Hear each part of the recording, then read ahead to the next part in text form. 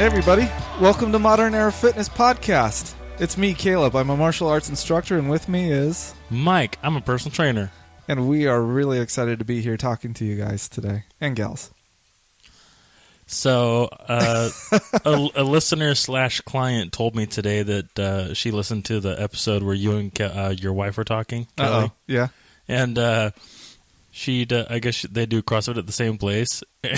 You know what? And somebody approached Kelly and said, "Are you Kelly Hood? I listened to your podcast." That was her. Oh, no way. Yeah. Who? Katie. Her name's Katie. Oh, the one that did boot camp too. Yeah.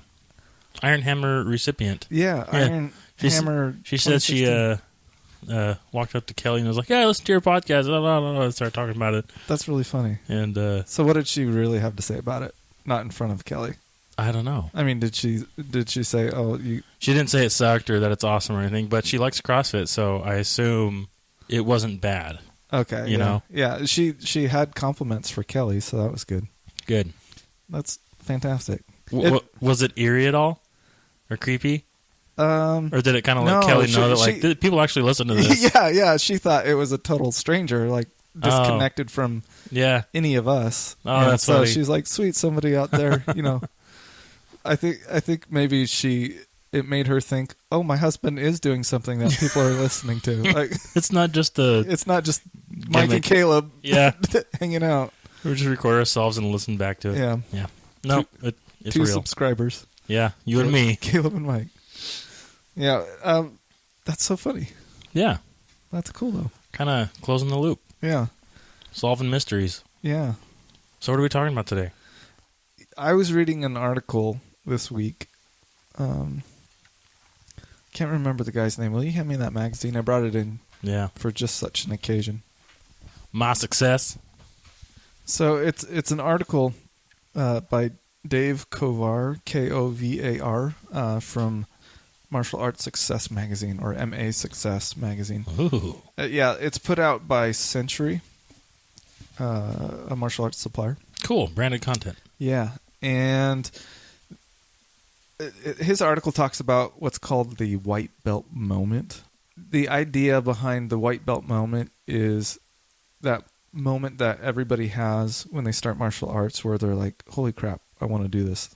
I want to get good at this." Yeah. And it basically gets them from being new and excited to committed and excited. You know what I mean? I do. I was thinking, I want to know what yours is. What your white belt moment is for what you do. Like when you started lifting, when you started exercising and caring about nutrition and fitness and things like that.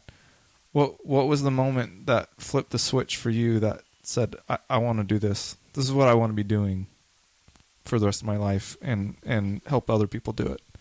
So what was the moment that took me from... So, for instance, let me read... I'll read you this guy's white belt moment, and I can tell you mine. Okay. This guy, Dave Kovar, he says, "I vividly recall mine own white belt moment." I vividly recall my own white belt moment. I started martial arts training because of a kid named George. Okay, we don't need to go into the backstory. But basically, there's a bully at his school, and he is on this bully's list of 10 people that the bully wants to beat up. Uh-huh. And he ends up getting chased home. Didn't end up fighting the bully, but at that moment, he decided, I don't ever want to feel like that again. I don't ever want to feel helpless like that again. And so he signs up for martial arts. He learned his first self-defense technique against a double lapel grab or a two-handed grab. You know, it could be a choke or shoulder clothes. Okay. Collar grab. And apparently learning that self-defense technique was what solidified it for him. He was really excited to go in there, but learning a cool move that actually could help him is kind of what threw him over the edge, and he just got excited, and now he's an instructor, and it kind of went from there. So that was his white belt moment, is learning that move, and that flipped the switch and got him on board.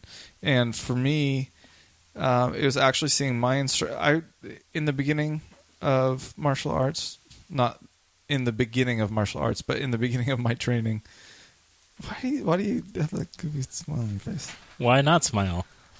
Because it makes you uncomfortable? Yeah. Because it's just us two in here and I'm smiling at you? Yeah, well, I talk and look at you. Shoulder shrug. My white belt moment was when my instructor started to do what we call forms in our art. Some martial arts call them katas. And it's basically just a string of movements put together with martial intention behind those moves. And seeing him do his forms and how graceful but powerful it looked, it was that was what I wanted to do. Cool. And everything just kind of blew up from there. And my focus has changed. I still love forms, but I love other things now too in martial arts. Yeah. Not just forms. So that was mine, pretty much, in a nutshell. Right on. So now that you've had some time to think about it, do you have a moment similar to that where either you experienced something firsthand, fitness-wise, some sort of benefit, or maybe you saw somebody else that you wanted to emulate and got into it and realized how much you love it? For me personally, it was a very long time ago. I think it was in it was in high school, and I was wrestling. I didn't play football I played like 1 year of football in high school, but I was lifting weights. Were you the towel boy? The towel boy, yeah, and water. But no, I started lifting, I think, my freshman year of high school, and not like hard, but just getting my feet wet and, doing the basic fundamentals in the weightlifting class. And it helped me out a lot with my wrestling. And I only wrestled through my sophomore year, but I noticed that I definitely had a leg up strength-wise. So the weightlifting was more of an accessory to your wrestling at that point? Yes. Okay. Yeah. Yeah, I just wanted to try weightlifting, and I tried it, and the first year that I did it, it was like, okay, this kind of sucks. I'm really not good at anything. But the second year, I noticed, significant changes in progress. Interesting. So for you, I mean, what made you stick with it? If you were getting kind of frustrated and not really seeing a lot of benefit at first? Well, at first, it was a class, so it was like, well, you have to go. Oh, okay. So there, I think that was a really great. Force yourself into it. Yeah, force yourself into it because it's like, well, it's what you signed up for it. Yeah. And it's school. You can't not go to school. Yeah. I mean, I guess you could, but it wasn't an option for me. Yeah. And it's funny. In some ways, that's the model of a martial arts school for tuition. Yeah. Obviously, instructors have bills that they need to pay in order to keep the school open. And if it's their only job, they have a family to feed and a roof and everything that they need to pay for. But it's also a way for somebody to force themselves to go. It's like, well, I paid for this. I better show up. Yeah. It's kind of like I don't know, what's the word I'm looking for? Like a risk, kind of like what you said about write that check to somebody you hate. It becomes a real investment. What do you mean? Like I'm biased towards your school, and I think that you teach a lot of great things, and you teach it very well, and I think you teach it a lot better than these fancy schools. Thanks. You know what I mean? Yeah. Because a school can be, they can be based on like, oh, our facility is really nice, or oh, our head instructor has a medal or two or whatever. And that's fine and great and dandy and whatnot, but a great teacher is a great teacher, and a really good martial arts school isn't going to be based on the things you can see. Right. That's what I think. Does that make sense? What you're saying makes sense, but I'm not sure how it connects. So I think if you charge somebody more, then they're going to take it more seriously. That's what I think. Okay.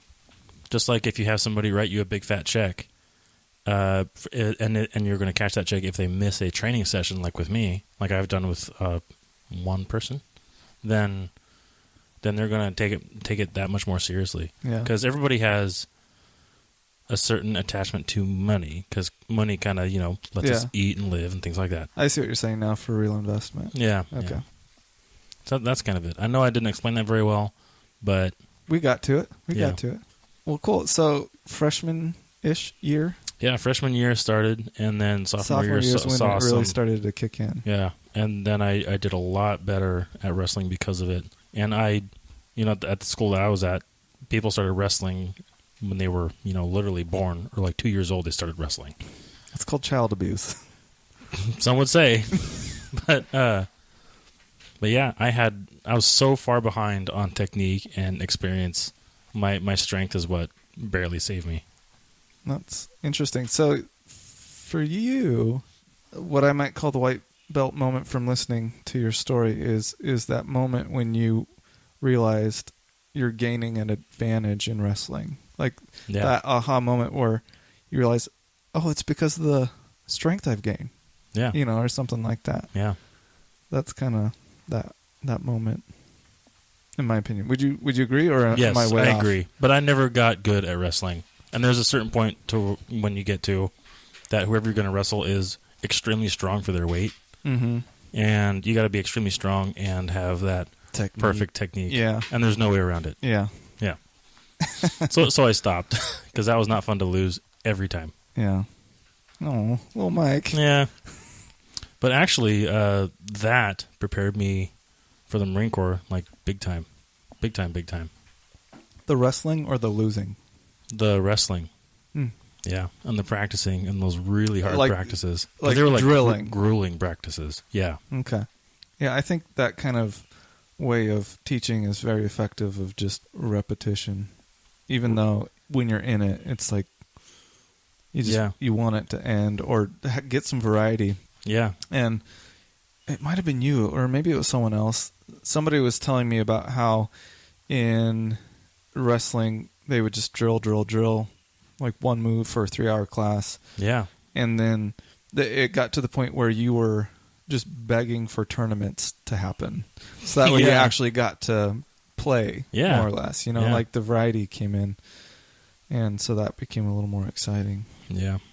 So that was my white belt moment, was noticing those strength increases. Gains. Yeah. And what little boy in our culture doesn't want to be bigger and stronger? Yeah. When you're training somebody now, do you get to see white belt moments? Like, can you tell when those happen? I can't. I can see when light bulbs come on, but I can't see when somebody internally goes like, "Oh, okay, I'm gonna, write this in stone on my heart, and this is gonna be a part of my life from now on." I don't think somebody can see that except yourself, and I think it takes. It can be in a moment, but I think it takes time to realize that, like, okay, I have become committed to this.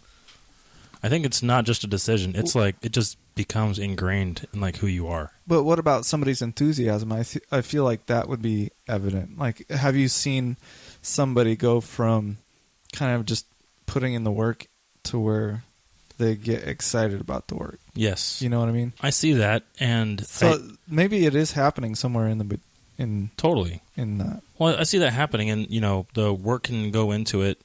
And you can go through that first initial period of like, oh, this sucks. No, I'm brand new at this. I'm not seeing anything yet. And then the enthusiasm goes up because they see all that progress and everything. But that's enthusiasm. Like you. Yeah, and that's going to wax and wane. Like everybody goes through seasons of, great progress and seasons of stagnation, Yeah, I guess that's true. So you don't see that as a white belt moment? No, I don't.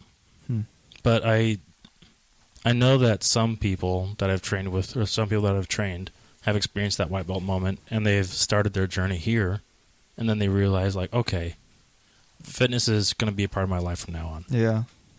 And that's even that's if it evolves to a point where, I shouldn't say evolves, even if it's not here with you, it carries on. Like they've learned something about themselves that they want. Right, they've gotten the ball rolling here. Yeah. And that's normal. Yeah. What person keeps the same personal trainer for 30 years? You know what I mean? Yeah. Yeah. It's probably the same bad for idea. Martial arts instructors. Exactly. Like there's only so much that I know. Yeah. And once you've been training with me for a while, there's going to be a point where you either want to learn a new martial art or go under somebody else, learn what they have under the same martial art. And it just kind of works that way. Have you ever fired a student because you have taught them everything you know and you have nothing else to give them? Not yet. Is it going to happen? I have to assume so. Yeah. Because I know internally, like, my knowledge is finite. I'm still constantly learning, but some students just eat it up, and so they might get everything that I've got, and then they're learning at the same rate. They're learning next to you. Yeah. They've become a peer at that point. Although, in my opinion, just because somebody's learning from me and maybe they're just starting out as a white belt or something, I still see them as peer. Yeah. Yeah. Well, not like you're better than them. Right. But they teach me things all the time, and especially when they ask questions. I love when white belts ask questions, and maybe 40% of the time they're questions I've already answered, and so I know the answer and it's easy to, but the other 60% of questions are completely out of left field, and I have to think. I'm like,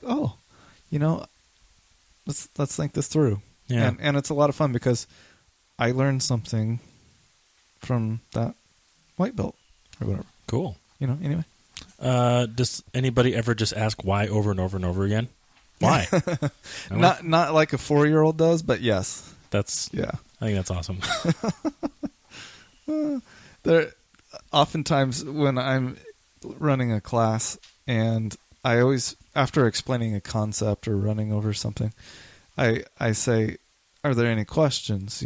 Like you would normally, and my eyes kind of always fall on one or two people in particular because yeah, they're going to be the ones, and it's not because they're struggling or to understand anything, but they're a lot like me. I was that student. I would always have questions to ask just to make sure I was clear, because I'm one of those learners that wants every detail.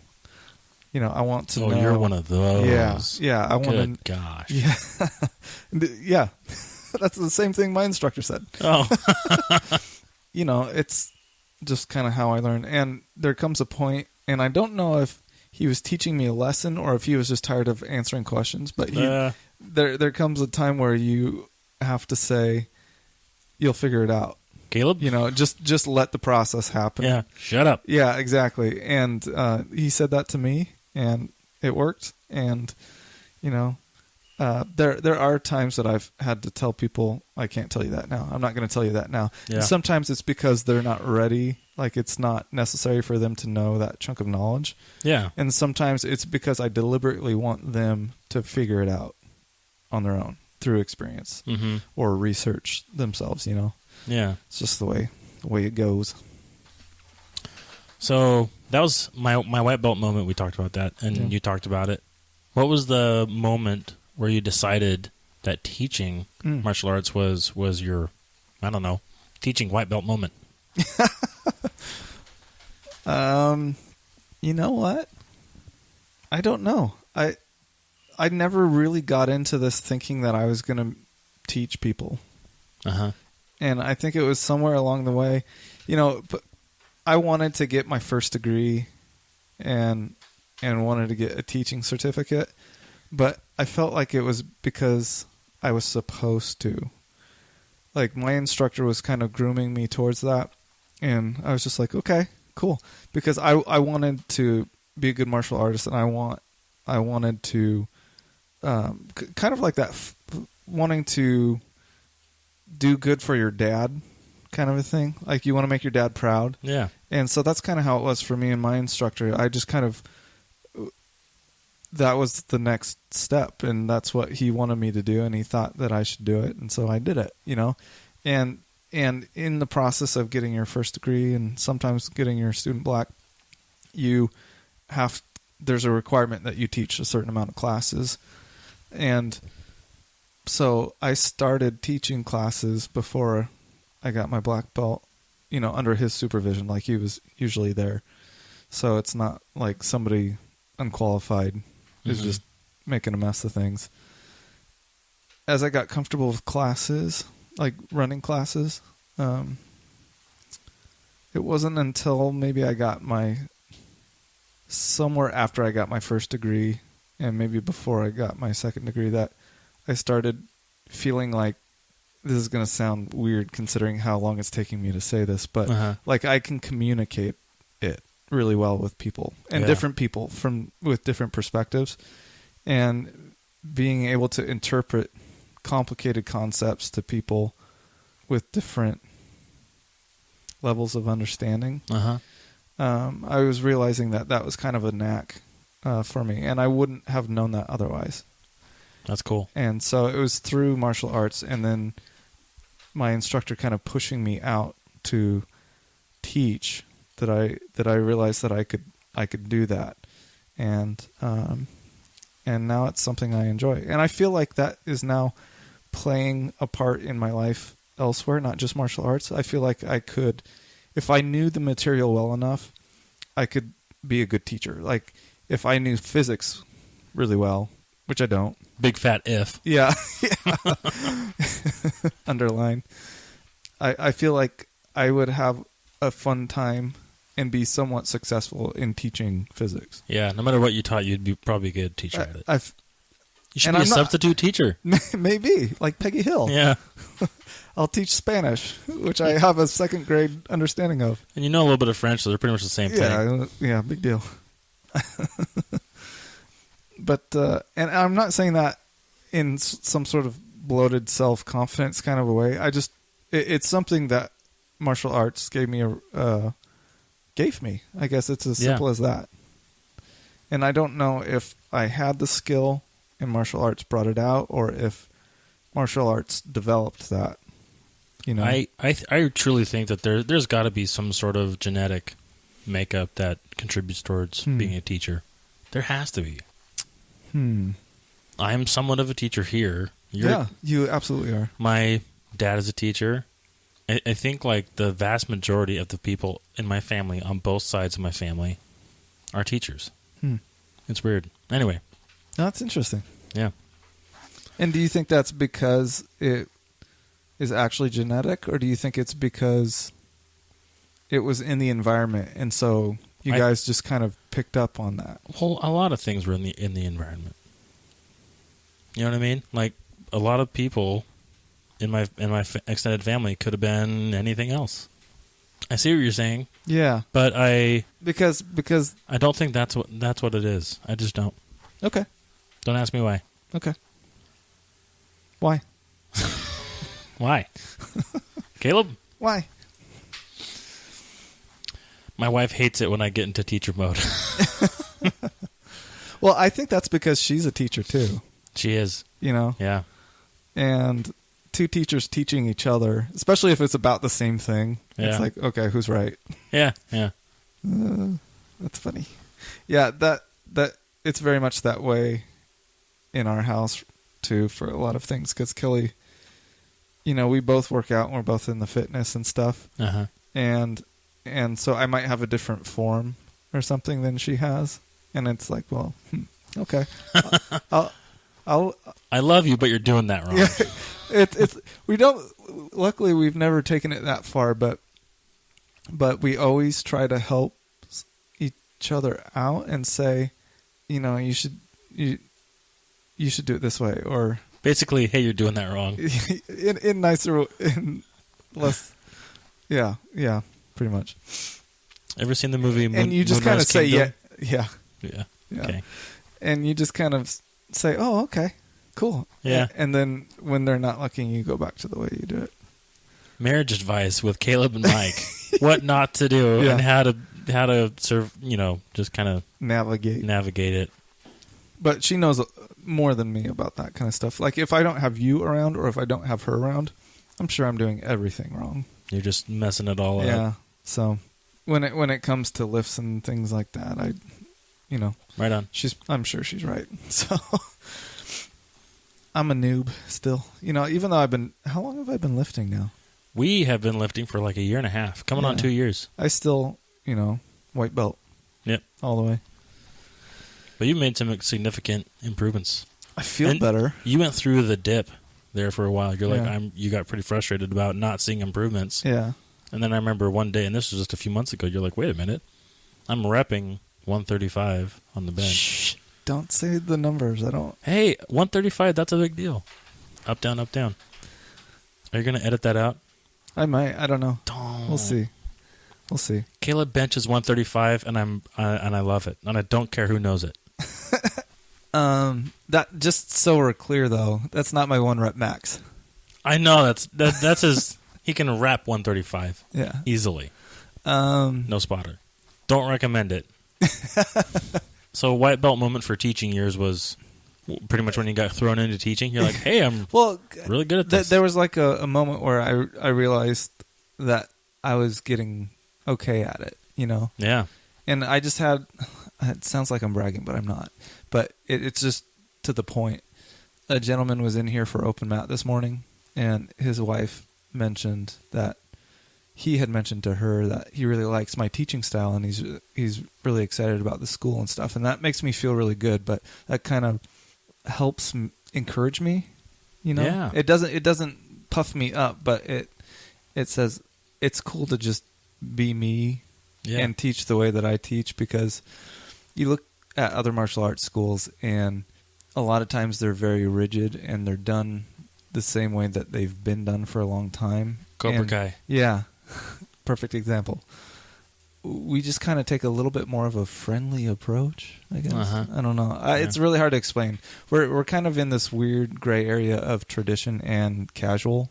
Uh-huh. So that might offend some people, but I mean, Well, whatever. yeah. You're going to teach them how you want to teach them. Yeah, exactly. And so to get somebody saying that they enjoy that and they're excited about that makes me feel good. Because it's kind of like they're saying that about me, Yeah. you know, and so it feels good. I think that's the best kind of feedback you can get. Like, hey, we love what you're doing and how you do it. Yeah. And you're doing it the way you want to do it. So that's, I don't think there's better feedback than that. Yeah. I mean, to help ensure that, you know, what you're doing is helping people. Yeah. So what have you been getting into this week? What do you mean? I mean, like Snapple? No. Like apps or books or movie or series. I'm really excited about a movie. I think it just came out, or if not, it's being released soon, called Arrival. Uh-huh. Yeah, it's kind of like a Close Encounters movie. Aliens show up. Oh, no way. Yeah, and they employ the help of this linguist to help them try to communicate. And that's about all I know. But it's supposed to take a more realistic look at how people would react in a situation if all of a sudden we had to deal with it. Uh-huh. Not like Independence Day or something where... Actually, that one was pretty good. It was pretty good. Yeah. More aliens. Yeah. A lot of technology. Yeah. Caleb and I... Can you hand me a marker? Dry erase, not permanent. So I have a new hobby of not telling Caleb things that we're doing. Uh-oh. So we started show notes, and those are going pretty fun, and I enjoy making them. And now we're starting new segments of our show. So this segment is called Nerd Alert.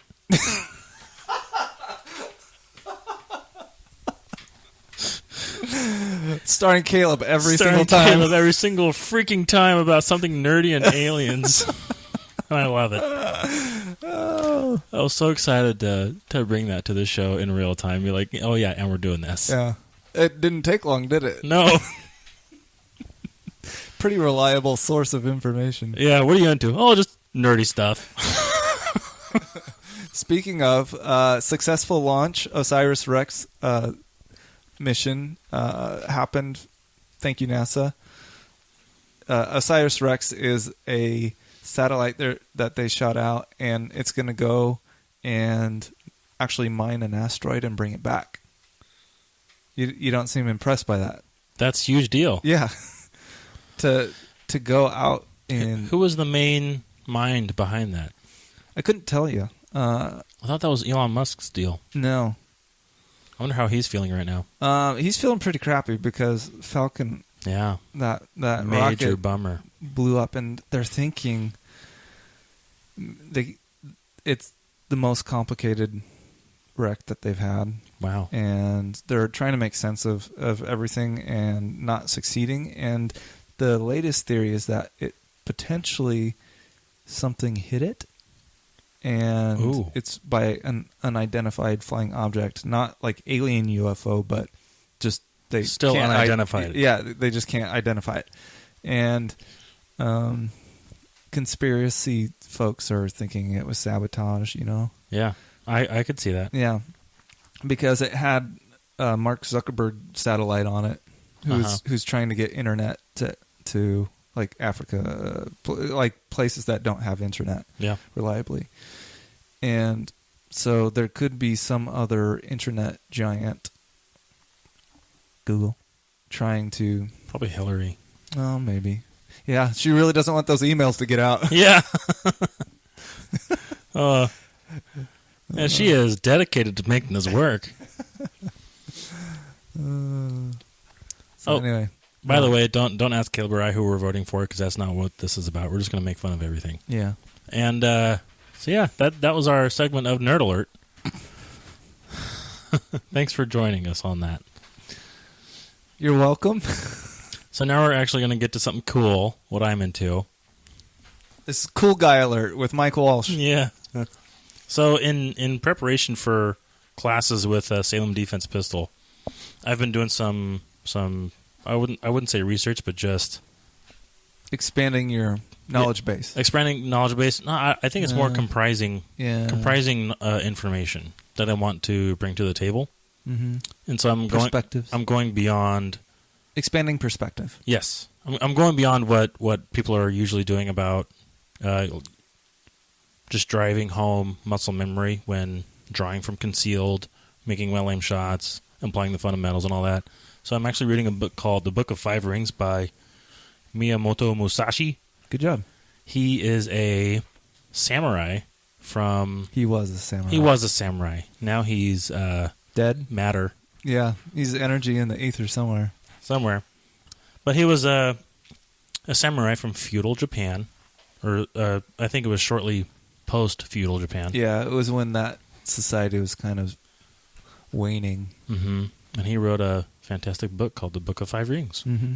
You should highly check it out if you're interested in anything martial, whether it's martial arts or... Well, and people use it actually to teach their management folks and business people stuff, because it's got a lot of applicable stuff as it relates to competing businesses. And can you hand me my copy there? It's like the old-timey version of the 7 Habits of Highly Effective People. Yeah, only cooler and better. But you have to be careful about the translations you choose when you're picking up books like this. And the one I did a lot of research before getting this one, and so I want to make sure everybody else gets a good one. And you know what? This translation might not speak to you. It does. I'm talking... sorry. You. I thought we were talking. But I found this one to be really good, and apparently Mike does too. The translation and commentary are by Nihon Services Corporation. Let me rephrase that. Translation and commentary by Bradford Brown, Yuko Kashiwagi, and William Barrett. Oh, and Aisuke Sasagawa. Good job. You said it right, maybe. Yeah, maybe. And it's published by Bantam Books, Bantam. And again, it's Miyamoto Musashi, The Book of Five Rings. So that's the book I'm going through right now. And up next is... IAI, The Art of Drawing the Sword by Daryl Max Craig. I've gone through it before, but I'm going to revisit it. And so tell me why or how this all applies to your pistola stuff. Well, the pistol class is going to be focused on concealed carry tactics. Mm-hmm. And so this book is The Art of Drawing the Sword. If you don't get it, if you don't see a familiarity, then I don't get it. So we've been drawing pistols from concealment in our culture for how long? I don't know. Less than 100 years. Yeah. And concealed. And this was a culture built around drawing a sword. So they've gotten into the finer points that I want to hopefully glean some information from. A concealed katana. You can't conceal a katana. But yeah, it was in a scabbard. It wasn't at the ready all the time. And they had smaller ones like the tanto and stuff. Like a dagger. Yeah. So. And then last but not least, On Combat by Lieutenant Colonel Dave Grossman. Yeah, you love that one. I love that guy. I got to read you his bio. Is it long? No. Make it exciting. Do it in a funny voice. A former Army Ranger, paratrooper, West Point psychology professor, and author of the classic book On Killing, Lieutenant Colonel Dave Grossman is currently the director of Warrior Science Group and one of the world's foremost experts in the field of human aggression and the psychology of combat. Sunday, Sunday, Sunday.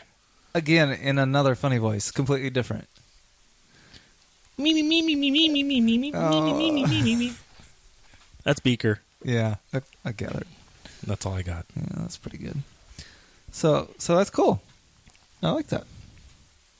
Yeah, so that's what I'm working on right now. Here's a tidbit for any of my students out there listening to this podcast. If you haven't already, the Book of Five Rings is required reading. Boom. So if you haven't reached that part of your training where I explicitly tell you that, that means you're getting a heads up and a little notice, early advance notice. So you might want to start reading that now. Oh, that's such a cool thing. I want to piggyback on that and be like, if you're a client of Notos Forward and you read this, I'll do something. But I got nothing. You should have required reading. You had talked in the past about having rankings. Oh, still interested in that idea? Yeah, it's been a long time since we talked about it. Yeah, but I revisit that often actually, and I have it rolling around in my head. It's one of those slow growth things. Required reading would be a good component to that if you hadn't already thought of that. Yeah, I have. Mm-hmm. So thanks for listening, guys. We really appreciate you taking the time to sit in with us and talk with us. If you got any questions, give us an email, modernerafitnesspodcast@gmail.com, or hit us up on the social media. At MEF Podcast, you can get us on Instagram, Twitter, Facebook. Twitter's probably going down the stream. Down the hole, I mean.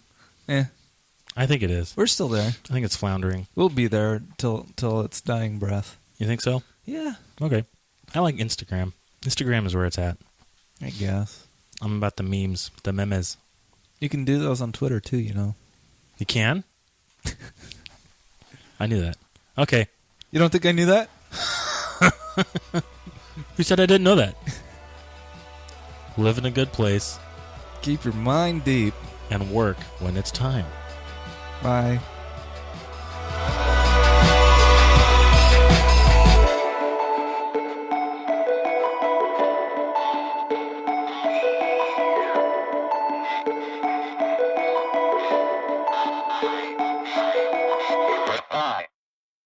Freaking Common Core. I know. New math, whatever. Yeah. That was that old math.